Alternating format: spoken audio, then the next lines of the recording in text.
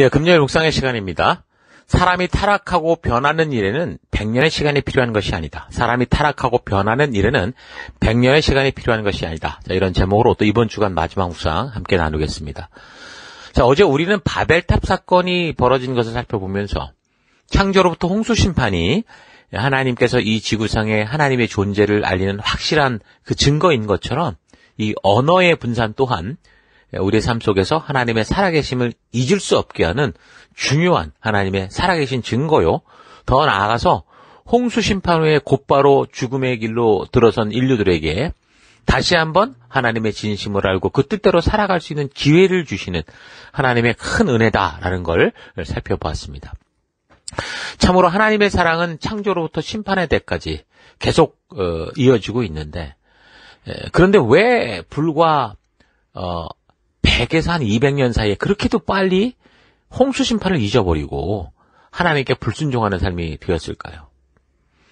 일단 인간들에게 100년이라는 시간은 애써서 뭔가를 잊지 않고 지키려고 정말 피나는 노력을 하지 않는다면 거의 과거를 모두 잊고 완전히 새롭게 변화되는 너무도 길고 긴 시간이라는 겁니다. 지금 우리나라 역사를 통해서도 일제강점기나 또 6.25의 이런 참 이 공산주의의 제국주의 공산주의의 그 고통을 당했으면서도 지금 새로운 이 시대들은 전혀 그때가 어떤 정도의 고통이었는가라는 걸 전혀 모르고 마치 우리가 이 시대에 대한민국이 세계의 선진국으로 무슨 온 세계를 주도하는 그런 민족인 것처럼 또 착각하며 살아가는 그런 걸 보죠. 불과 100년도 지나지 않았습니다, 다. 그러니까 100년이 아니라 이 잠깐의 시간 속에서 사람은 망각 속에 살아가는 거죠. 그러니까 영적인 사명 같은 게, 특히 하나님 주신 이런 사명은 우리가 교회 현실을 봐도 그렇고요. 작년의 일도 제대로 기억하지 못하는 그런 경우가 많습니다. 올해 사역을 시작하면서 다짐하고 함께 하고자 했던 그걸 금세 잊어버리고 그 과정 속에서 이게 불편하다, 저게 힘들다, 불평만 하다가 또 이제 한 해 끝날 때쯤 되면 내가 잘못한 것 같다, 다시 한번 해보고 싶다, 또 그러고 또 그 다음에는 또 같은 패턴으로, 그러니까 개가 토한 것을 먹듯이 자꾸 그렇게 살아가는 게, 그러니까 자기 만족과 유익이 항상 목적이 되어 살아가는 존재가 인간이라는 거죠. 아침에 일찍 일어나서 큐티를 하며 은혜 받고 말씀대로 살 것을 결단하고 나가서 이제 출근길에 끼어드는 차량을 쌍욕을 하게 되는 게 인간인 거죠. 그래서 홍수심판 사건은 100여 년의 시간이 흐르며 그저 과거의 옛날 이야기, 그러니까 기억도 못할 오래된 얘기로 그렇게 이제 돼버린 거죠. 요즘처럼 무슨 기록에 좋은 수단이 있었을 것도 아니니까요. 그래서 우리는 날마다 더더욱 이 기록된 말씀 읽고 묵상하고 이 말씀의 가치로 무장을 해야 됩니다. 그래서 하루하루 내가 이 집을 떠날 때마다 하나님의 말씀의 가치로 무장된, 그래서 이 말씀대로 살고자 하는 결단을 가지고 다니엘처럼 그렇게 삶의 현장으로 나아가야 되는 거죠. 홍수 위에도 분명 하나님의 뜻을 기억하는 그 길, 그러니까 생명의 길로 가는 그런 부류와 또 하나님의 뜻을 완전히 잃은 사망의 길을 걷는 그 두 갈래의 어떤 그런 부류들이 나오기 시작했을 겁니다. 그러니까 홍수에서 구원을 받았던 노아가 홍수 후에 350년 동안 살았다고 그랬는데, 심지어 우리가 잘 아는 아브람 60세 때 노아가 죽었다라는 성경적 근거로 보면 그런 사실은 분명 뭐라는 거예요?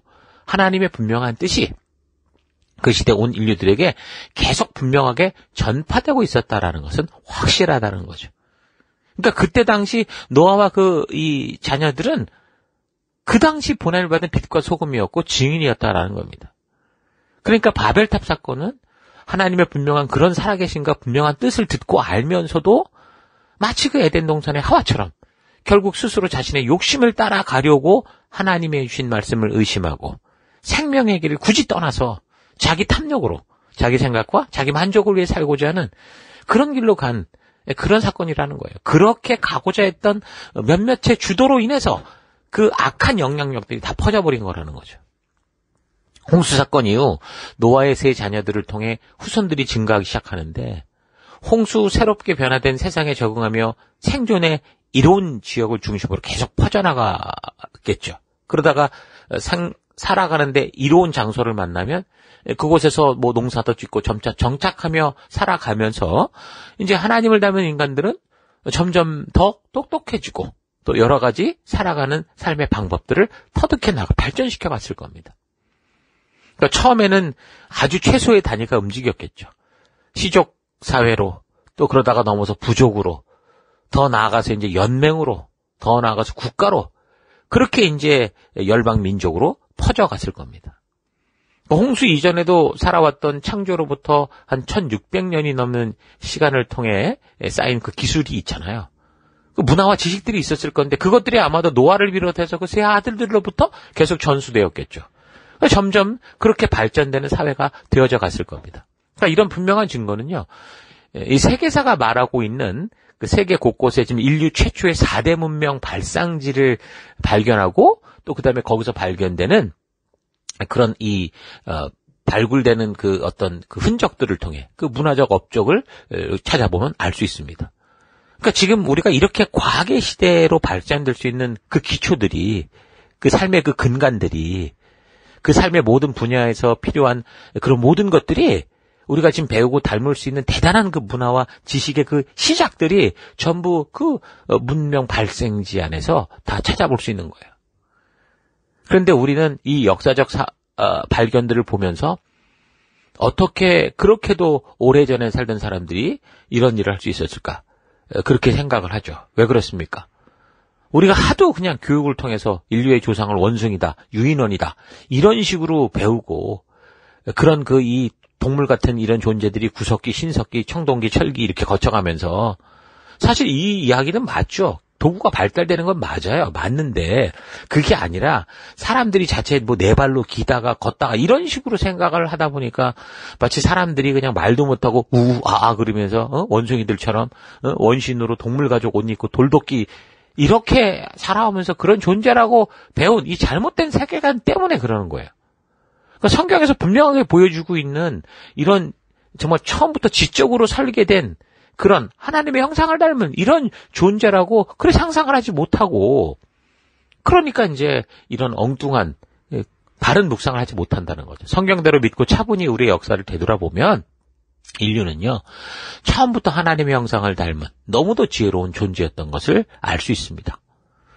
성경은 오히려 우리가 그런 너무도 대단한 존재에서 이 상황, 그러니까 이 환경과 상황을 비롯해서 모든 게 어떻게 돼요? 악화됐고 점점 수명도 짧아지고 지혜도 떨어지고 그러니까 우리의 뇌를 불과 얼마 사용하지도 못하는 그런 존재다. 그렇게 얘기를 해주죠. 그러니까 창세기 4장을 보면 그 홍수 이전 사회에 대한 얘기가 나오는데 22절 신라는 두발가인을 낳았으니 그는 구리와 쇠로 여러 가지 기구를 만드는 자요 두발가인의 누이는 나마였더라. 그러니까 신라라는 사람은 아담의 아들 중에 이제 가인이 있었잖아요. 동생을 죽였던 가인이 낳은 5대 후손입니다. 그러니까 홍수 이전 시대 사람이죠. 이 신라라는 사람은 뭐라고 하냐면 가인의 후손으로서 아담이 그 아벨이 그 형 가인에게 죽고 낳은 셋의 후손 중에 이제 무두셀라와 같은 시대의 사람으로 볼 수 있거든요. 신라라는 사람이. 그러니까 이들이 홍수 전 사람들인데 미개한 원시인 같은 삶을 사는 게 아니라 지금 이 구조를 보면 쇠나 노쇠를 가지고 기구들을 만들어 쓸 수 있는 엄청난 발달된 문명을 만들고 살았다라는 것을 분명히 알 수 있는 거죠. 그러니까 엄청난 홍수 심판 사건을 겪으면서도 그 배도 만들잖아요. 하나님이 설계도를 줬다고 해서 뭐 얼마 규격을 줬지 그런 기술을 주는 건 아니죠. 그런데 그들은 그것을 만들어내더라는 겁니다. 그러니까 아마도 홍수 심판 중에도 살아남은 이제 그 어류들은 살았을 거 아니에요. 그러면 이제 당장 홍수에서 나왔을 때 먹을 식량이 필요했을 텐데 이제 그러다 보니까 이제 그런 게 중요한 대상이 됐겠죠. 물 속에 있는 걸 잡아먹는다는 게 쉽지 않아요. 엄청난 기술과 이해가 필요한 거죠. 지혜가 필요한 거 아닙니까? 그러니까 홍수 이전 세대가 가진 역사적 경험을 노아나 그의 아들들로부터 이제 전수받으면서 저들의 초기 번성 시기는 홍수 이후에 사람들이 번성할 그 시기는 사람의 수가 점점 늘어갈수록 어떻게 하는 거예요? 더더욱 속도를 받아서 그 사회 전체가 발전되어 갔을 거라는 겁니다. 그러니까 저들이 처음 만든 그 수메르 문명 안에서 함께 모여서 살아가며 발전을 추구할 때 더더욱 발전의 속도가 증가했을 건데 그런 사람들 중에는 그런 문명 중심지를 떠나서 외부로 가서 살게 되는 그런 경우도 있었겠죠. 그러니까 도시에 사는 사람과 시골에 사는 사람들이 있는 것처럼. 그럼 아무래도 시골에 있는 사람은 도시 문명의 혜택을 못 보니까 많이 원시적이었을 수 있을 겁니다. 만약 이 전체 집단과 떨어져서 고립된다면 더더욱 그런 사람들의 발전 속도는 느렸겠죠. 지금도 아프리카 밀림 지역의 도시와 격리된 곳에서 그 밀림 속에 사는 부족들을 보면 아직도 돌로 만든 도구들을 사용하고 그것도 잘 다듬어지지도 않은 거. 진화론식으로 말하면 구석기 시대의 돌을 가지고 사용하고 있는 것처럼 그렇게 보이는 거죠. 그러니까 진화론적 사고에서 말하는 구석기, 신석기, 청동기, 철기시기의 오랜 시기의 발달 과정이라는 이런 추측이 온전하지 않다는 걸 알아야 됩니다. 이건 교육의 문제고 함께 하느냐 아니냐의 문제지 원신이어서 이렇게 유인원이 발전되는 단계에서 벌어진 그런 일은 아니라는 거죠. 일생을 수메르 점토판 해석에 바친 러시아계 미국인 수메르 학자 사무엘 크레이머라는 사람이 쓴 역사는 수메르에서 시작됐다라는 책을 보면 인류의 가장 중요한 과학적 발명과 이 발견의 싹시 바로 이 수메르에서 시작됐다 그렇게 얘기를 합니다. 그는 인류 최초의 학교 또 최초의 민주적 대의 제도 등 인류 문명사에서 최초 중요한 것 39가지가 수메르인에 의해서 발명된 것이다 라고 쓰고 있거든요. 그러면서 그가 적은 걸 보면 뭐라고 그랬냐면 법과 교육 시스템이 수메르에서 처음 시작되었고 목축과 농경은 물론 본격적인 의미의 의학과 문학과 예술이 모두 수메르에서 처음 개화되었다. 언어와 문자 역시 수메르에서 처음 시작되었으며 바퀴와 건축, 술과 각종 음식, 천문학과 수학 역시 수메르에서 처음 탄생되었다. 그리고 무엇보다도 중요한 신화와 종교 역시 수메르에서 처음 시작되었다라고 적고 있습니다. 그러니까 홍수 이후 노아와 그의 아들들로부터 전수된 지혜는 홍수 이전 1600년의 그런 지혜일 것이고 그러니까 바로 이 시대에는 함께 모여 살며 그런 지혜가 를 전수받아서 아주 폭발적으로 모든 것이 다 이제 등장하고 성장하는 그런 사회였다라는 것을 알 수 있는 거죠. 이 사람은 또한 주변 민족들이 신석기 시대에 농경 생활을 했었던 데 비해서 청동기 문화와 더불어서 너무나도 발달한 문명을 소유했던 이 수메르인은 이미 높은 문명을 가지고 외부로부터 이주해온 민족이다라는 걸 추정을 하는데 특히 도시가 자연 발생적으로 생겨나지 않았다는 거예요. 그러니까 계획적으로 건설된 도시다라는 것을 계획된 도시인 것을 볼 때 더더욱 그렇다라고 주장을 합니다. 그러니까 다른 고고학자들도 수메르인들이 원래 이 지역 원주민이 아니라 어디에선가 이주해 온 그런 특성이 있다라고 얘기를 하죠. 그러니까 이 사람들이 홍수 이전 시대를 경험한 노아와 그 자녀다라는 걸 모르면 이런 식으로 얘기를 해갈 수밖에 없는 겁니다. 새로운 이런 인류로 또 등장해서 원래 있던 원시인들을 다 뒤집어 엎어놓은 게 아니고 하나님의 그 이 홍수 심판으로 인해 그들이 이제 점점 퍼져갔던 얘기를 하는 거죠. 하지만 우리는 성경의 역사를 통해 왜 이런 일이 벌어졌는가 이런 걸 우리가 분명히 알 수 있잖아요. 과거 1600년의 삶의 지혜를 아는 노아와 그의 자녀들이 그 엄청난 지구적인 격변적 심판을 피할 수 있었던 엄청나게 큰 배를 만들어 살아난 그런 경험을 통해서 저들이 정착하는 곳은 이제 원시적인 그런 삶이 아니라 이제 이 지구를 가득 채워나갈 다음 세대들 위해서 그들이 모이는 살아가는 곳에 이제 계획된 도시를 만들기 시작하고 그런 삶에 필요한 지식과 지혜 모든 것을 쏟아서 하나님을 따르는 그런 삶을 계획을 했고 그런 삶을 살아온 거죠. 비록 그런 번성의 삶을 누리는 중에 지금도 항상 먹고 살만하면 이 사람들이 어떡합니까? 자기 욕심대로 타락해가는 일들이 많이 벌어지는 것처럼 조금 전에 읽어드렸던 이 수메르 학자가 얘기한 것도 무엇보다 중요한 것이 이제 신화와 종교가 수메르에서 시작됐다 이제 그렇게 얘기를 하고 있잖아요. 그러니까 이 사람들이 이제 배가 불러지면서 이제 그런 상황으로 흘러가게 되는 거죠. 금세 자기의 욕심대로 살고자 하는 그런 니무롯 같은 사람들이 생겨나는 거고.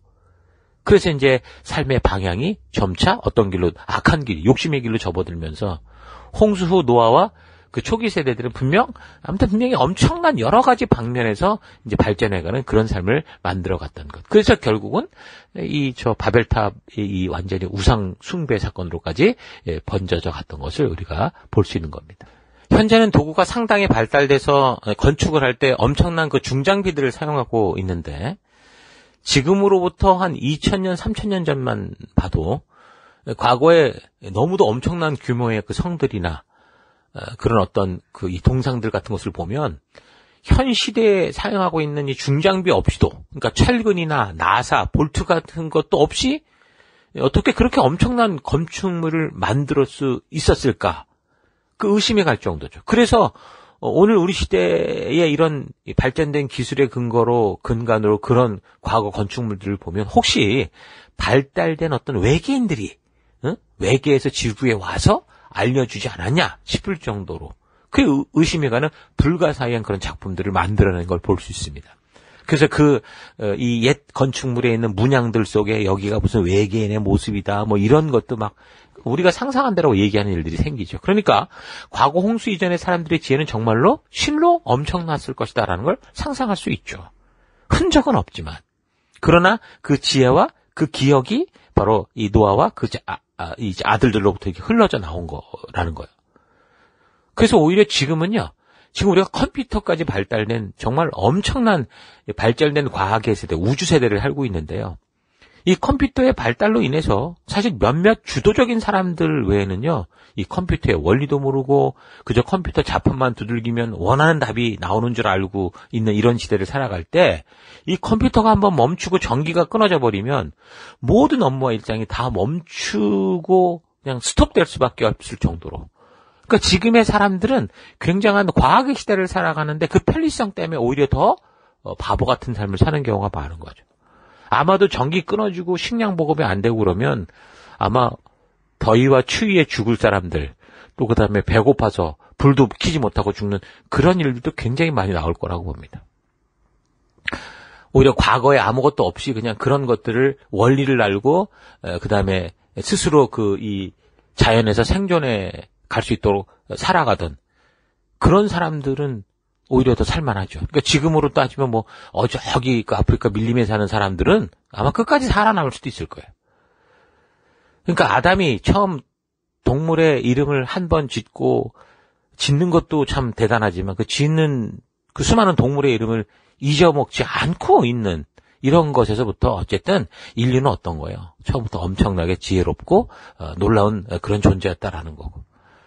또한 홍수 심판 후에 노아와 그의 아들들로부터 전해지는 홍수 이전 세상의 기술과 지혜들이 계속해서 다음 세대들에게 그렇게 전파되고 교육됐을 거다라는 거 우리가 분명히 알 수 있는 겁니다. 자, 그렇게 점점 나아지는 세상이 되면서 아무래도 사람들이 모여 살면 서로 시족끼리 모이다가 이제 이익을 바탕으로 이제 부족들로 서로 뭉치죠. 그러니까 항상 어느 공동체에도 욕심 있는 리더들이 한번 쓰면 그 공동체 자체가 완전히 막 깡패 집단이 되는 경우가 많이 있잖아요. 그러니까 지금도 민주주의 사회 굉장히 중요한데 그런 사회 속에 한 정부가 깡패 같은 그런 어떤 이 리더가 섰다. 국민들이 잘못 뽑아서 그런 대통령이 섰다. 그럴 땐 완전히 나라 말아먹는 그런 경우가 얼마나 많습니까? 필리핀을 비롯해서 저쪽 남미 쪽에 대부분 다 그런 거. 얼마나 많아요. 지금도 아프리카 쪽에서도 그나마 좀 살만한다 싶으면 전부 독재자들이 껴들어가가지고 자기들끼리 먹고 사는 그런 식으로 되잖아요.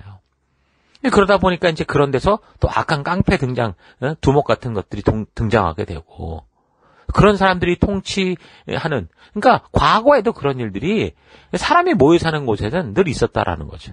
그래서 서로 다투기도 하고, 자기 시족이든 부족이든 동맹이든 나라든 심지어 가족이든 자기의 이익을 위해 욕심을 위해 빼앗고 다투고 죽이고, 그러니까 어느 정도 규모일지는 모르지만 아마도 그런 식으로 이제 전쟁이 벌어지고 사람을 죽이는 그런 일들도 막 벌어졌을 거라고 봅니다. 그러니까 홍수 불과 100여 년 만에 하나님의 뜻을 완전히 잊고 살아가면서 자기들의 이익과 욕심을 위해 이 약한 자들을 짓밟고 빼앗고 자기가 지켜주겠다라는 명목하에 사람들을 끌어다가 자기의 종으로 군대로 만들거나 이런 식으로 우리 역사가 그런 역사로 점철되어 있는 거예요. 지금 우리 사회에서 여전히 그게 벌어지고 있고 역사 어디에서나 하나님의 뜻이 무시되는 곳에서 벌어지고 있는 어떤 사회입니까? 약육강식의 사회. 적자 생존의 경쟁이 벌어지면서. 그러니까 약한 자들은 항상 그런 자들의 권세 아래 짓밟히고 돈 있는 자, 권세를 쥔 자, 또 그들과 결탁한 자들, 그런 사람들만 먹고 사는 게 이 사회가 10%의 그 어떤 상위 10%가 나머지 90%의 모든 걸 가지고 있다고 그러잖아요. 그러니까 나머지 한 90%, 90%는 그 위에 10%가 던져준 그 조금 가지고 서로 먹고 살겠다고 아기다툼을 벌이고 살아가는 사회가 오늘 사회인 거, 여전히 오늘 사회인 것처럼 과거도 똑같을 거라는 거예요. 이런 현상은 인구가 얼마나 많냐 적냐, 발전했냐 아니냐, 나이가 많냐 적냐의 문제가 아니라 무슨 문제입니까? 하나님의 뜻이 무시되느냐 아니냐, 하나님의 가치가 존중되느냐 아니냐, 하나님 말씀대로 순종하느냐 아니냐, 하나님을 떠나 살아가느냐 아니냐, 이런 거에 의해서 생기는 현상이라는 겁니다. 똑똑하고 권세 있는 자들이 자기들을 위한 법을 만들고 자기들 배우는 측의 이런 사회, 그러니까 하나님이 없으면, 하나님의 가치가 주도하지 않으면 그런 사회가 되고 마는 거예요. 그나마 우리가 살아가는 이 역사는 과거 이 기독교의 영향을 통해서 그런 이 성경의 가치가 그나마 이렇게 흘러 들어가서 지금 이 시대의 민주주의와 같은 이런 열매를 맺고 있지만, 그러나 그것이 없을 때는, 그 민주주의 안에서도 하나님의 뜻이 또 무시될 때는 또 다른 새로운 그런 사탄의 모습들이 드러나는 그런 사회가 되고 마는 거죠. 과거 역사로 볼 때 BC 1792년에서 1750년 이제 바벨론 지역을 통치한 이 함무라비 왕, 그 사람이 반포했던 고대 바빌로니아 법전이 있습니다. 가장 오래된 성문법으로 알려지는데 함무라비 법전이라는 거죠. 거기에 뭐라고 했냐면 눈에는 눈, 이에는 이. 그러니까 그나마 그 시대에 이 법이 공평하다고 하는 법이었다는 거예요. 보복법이었지만 이거는 공평한 법. 누군가가 누구에게 가해했을 때 그런 똑같은 법을 적용하는. 성경에도 이게 나오죠. 근데 사실 이거는 어떤 이 상대를 해하고 어떤 죽이겠다는 의도가 아니라, 보복하겠다는 의도가 아니라, 이런 일들이 인간의 모습 속에 잔인함이 있기 때문에 막고자 하는 법으로서 성경에는 적혀졌는데, 그걸 이제 함무라비 법전도 어제 들었겠죠. 성경의 가치를 들었기 때문에 그런 식으로 아마도 법으로 만들었을 건데, 그런데 어쨌든 간에 이 법을 적용했던 그 현실의 기록을 보면요, 강자가 약자에게, 약한 사람이 자기한테 뭘 잘못하면 똑같이 그렇게 적용을 해요. 보복법을 적용해요. 그런데 약자가, 힘없는 자가 강자에게 그렇게 당할 경우는 불평등한 법 적용이 있는 거예요. 자기는 아니라는 거죠. 나는 내가 나쁜 짓을 하고 나는 괜찮아. 근데 닌 나한테 나쁜 짓을 해서 그럼 너는 보복을 받아야 돼. 이런 식으로 적용됐다라는 거예요. 그러니까 메소포타미아 문화가 인류 최초의 문화로 존재한 것이 분명히 역사적 사실일 건데, 그 홍수 이후 최초의 문화라는 게 말해주는 게 바로 어느 시대를 막론하고 하나님을 외면하고 자기들이 신이 되어 살고자 하는 사회들에서 나타나는 그런 현상들, 약자를 짓밟고 강자가 신처럼 주도되는 그런 사회 현상을 보여주고 있는 거예요. 그런 사회에서 아까 등장하는 게 뭐라고 했습니까? 종교, 신화라고 그랬죠. 우상이라는 거예요. 그러니까 메소포타미아 문화, 이집트 문화, 그 당시 그래서 보면 왕이 백성을 다스리고 자기는 신의 어떤 그런 계시를 받는 존재다 이래가면서 정치 체제를 가졌던 게 재정일치 아닙니까? 재정일치의 신권 정치를 하는 거예요. 그래서 결국 자기 스스로 신이 되든 신의 자녀가 되든 그걸 뭐 하는 겁니까? 스스로 선악과를 알게 하는 그 실과를 따먹는 그런 짓거리를 한 거고, 그래서 그런 결과가 바로 수메르 문명의 흔적으로 보면 에아, 엔키, 마르둑 이런 신을 만들어낸 거고, 이집트에서는 라라는 신을 내세워서 왕들이 신이다, 또 신의 자녀다, 스스로 신이 되는 그런 삶을 살기 시작한 겁니다. 그러니까 처음부터 인류가 그런 식으로 욕심에 빠지기 시작할 때 벌어진 게 바벨탑 사건이고, 그래서 그 결과, 그러니까 우상 숭배의 아주 핵심적인 사건이 바로 바벨탑 사건이었다라는 거죠. 그래서 그런 이제 이 시기에 하나님을 배제한 인간의 욕심으로 등장시킨 신들이 나타나면 당연히 다신교 사회가 되죠. 힌두교 같은 그런 데는 신이 2억 개가 넘습니다. 그러니까 최초 우상 숭배와 관련돼서 이런 이제 우상에 대한 이 바벨탑 사건과 연결된 것을 다음 주에 이제 한 번 더 살피긴 할 겁니다. 자, 어쨌든 이런 홍수 후 최초로 일어나는 역사들을 여러분 그냥 세상의 역사가 그런가 보다라고 생각할 일이 아니라, 이것이 바로 하나님의 뜻을 저버리고 하나님의 명령을 거부하며 자기가 신이 되겠다고 이 선악의 나무를 먹는 인간들이 이 홍수의 심판을 받고서도 새로운 세상에서 또다시 만들어내는 그런 역사. 그게 바로 바벨탑이 주는 굉장히 중요한 교훈이라는 거. 그리고 그것을 통해서 하나님이 언어를 나누신 이 의미, 이런 것들을 잘 기억해야 됩니다. 그래서 이런 역사를 바르게 알고 오늘 우리에게 허락된 이 시대 속에서 과연 우리는 어떤 삶을 살아가야 되는가. 우리가 증인으로 부름받았다는 게 무엇인가 잘 기억하고 그 믿음의 길을 따라 걷는 여러분과 제가 될 수 있기를 바랍니다.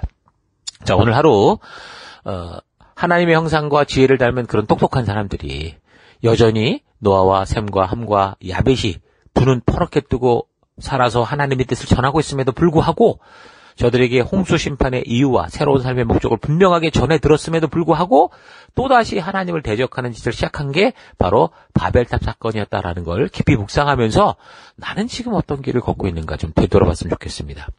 홍수 심판의 엄청난 일을 겪었던 노아와 그의 자녀들은 역사의 산 증인으로 후손들이 태어나고 점점 생육하고 번성할 때 분명히 하나님이 알려주신 사람들이 하나님이 알려주신 그 사람들이 해야 될 것과 하지 말아야 될 것들을 스스로 교육하고 가르쳤을 거죠. 노아가 그 자녀가 분명히 그랬을 겁니다. 그러나 우리가 경험을 통해 알듯이 인간들은 하나님의 뜻대로 걷고자 굳게 결심하지 않으면 어떻게 돼요? 본능, 그러니까 욕심대로 살고자 하는 욕구가 강하다는 거죠. 거기에다가 하나님의 뜻대로 사는 길은 어떤 길이에요? 우리의 본능, 내가 하고 싶은 것을 자꾸 절제하게 만들고 또 우리의 느낌과 생각대로 하고 싶은 것이 잘못되다라는 것을 자꾸 말해주고 그래서 생각과 행동을 조심하게 만들고 그릇된 길을 가지고 욕심과 탐욕의 길로 가지 못하도록 멈추게 만든다는 거죠. 그게 하나님의 뜻대로 하는 길이잖아요. 그래서 사람들이 자기 욕심대로 살고자 결국 하나님의 뜻을 애써 외면하고 하나님을 부인하는 그런 길로 가는 겁니다. 그러니까 하나님이 정해진 분명한 이 법칙, 자연을 통해서도 무엇을 통해서 양심을 통해서도 분명히 알게 되는 이 하나님의 뜻을 싫어하고 자꾸 스스로가 원하는 욕심대로 가고 싶어서 하나님께 반항하고 저항하는 그런 삶을 살게 되는 겁니다. 이런 마음에 사탄은 반드시 개입하죠. 우리가 우리의 느낌대로 살도록 자기 생각대로 그래 잘 산다 부추깁니다. 그래서 그 결과 자신의 본능, 그러니까 욕심대로 하는 것, 자기가 하고 싶은 대로 하는 것을 합리화시키고 자신이 원하는 것을 절제하게 하는 것, 하나님의 뜻대로 살려고 하는 것에 대해서는 저항하고 비난하고 공격하는 그런 일들이 벌어지게 되는 겁니다. 사탄은 그로 인해서 하나님 대신 자기가 영광을 받고 사람들은 자기의 욕심대로 살아가는 결국 사탄과 같은 하나님 무시하고 외면하는 자기 욕심을 따라 살아가고자 하는 결국은 사탄이 다 같이 되고 마는 거죠. 다시 말해서 지옥으로 간다 그 말입니다. 사람이 타락하고 변하는 일에는요 100년이라는 시간이 필요한 게 아닙니다. 오랜 유구한 역사가 필요한 게 아니에요. 순간적으로 타락하고 무너졌기 때문에 이 역사가 이렇게 흘러온 거예요. 날마다 하나님의 마음을 기억하고 그래서 우리가 그 진심을 가슴에 품고 이 문을 나설 때마다 그런 다짐을 하지 않으면 불과 1시간, 1분, 1초도 안 걸려서 타락하고 마는 겁니다. 사람이라는 존재는 늘 우리를 창조하신 하나님의 사랑과 그의 뜻을 기억하는, 그와 동행하는 그 코람더의 삶을 살아가야 돼요. 그래서 우리는 어떻게 됩니까? 성경과 역사를 바르게 알고 분별해야 됩니다. 그래서 종교의 색깔만 띠고 있는 거, 교회당만 왔다 갔다 하는 게 아니라 무엇이 참된 믿음인지를 알아야 됩니다. 오늘날 수많은 우상숭배와 물질주의, 쾌락과 성적으로 마음대로 살려는 이런 삶의 뿌리 속에 선악과를 따먹고 바벨탑을 쌓던 욕심들이 있다라는 사실 잊지 마시고 우리가 늘 말씀으로 깨어 있어야 됩니다. 우리가 살피고 있는 창세기의 이 원역사를 통해서 적어도 창조, 타락, 홍수, 심판, 바벨탑 사건들은 우리가 바르게 공부를 해놔야 이제 이후에 이제 전개되는 성경의 역사적 사건들과 전체적인 이야기들, 더 나아가서 신약과 그 마지막 계시록까지 바르게 우리가 이해해 갈 수 있습니다. 자, 이런 사실 잊지 마시고 꾸준히 하나님의 말씀을 사랑하고 그 말씀대로 믿음의 길을 걸어내는 거룩한 주의 백성들 되기를 주의 이름으로 축원합니다. 오늘 하루도 힘내십시오. 잠시 기도하겠습니다. 하나님의 말씀을 날마다 때마다 묵상하며 마음에 품고 살지 않으면 우리는 언제라도 짐승과 같고 사탄과 같은 존재가 될 수 있기에 하나님은 우리에게 귀한 말씀을 주시고 늘 이 말씀의 길로 인도하시는데 그 말씀을 듣기 위해 초대된 예배나 셀 모임 또는 홀로 묵상하는 시간에서도 그냥 그런 모임에 참석하는 것에만 의의를 두고 정신을 다른 곳에 두고 살아온 것을 회개합니다. 우리에게 절제하게 말씀하시는 하나님은 우리로 하여금 영생의 축복을 누리게 하시려 한다라는 거 잊지 않고 내가 원하고 내 마음과 느낌이 원하는 대로 사는 삶이 아니라 하나님의 말씀으로 절제하며 바른 길을 걷는 내가 되기 원합니다. 하나님의 말씀을 바르고 온전하게 살펴나가는 일에 게으르지 않고 미루지 않고 부지런히 시간을 만들어 살펴가는 내가 되기 원합니다. 우리가 변하고 변질되고 타락하는 것은 순식간이라는 거. 그래서 그 순식간에 그 찰나의 그 욕심대로 선택한 결과가 오늘 이 시대를 만들었다는 거 잊지 않고 오늘 우리의 믿음의 결단을 통해 또 새로운 시대 하나님의 나라를 세워가는 우리가 되도록 인도하여 주옵소서. 그 일 가운데 함께 하신 하나님 감사드리고 예수님 이름으로 기도했습니다. 아멘.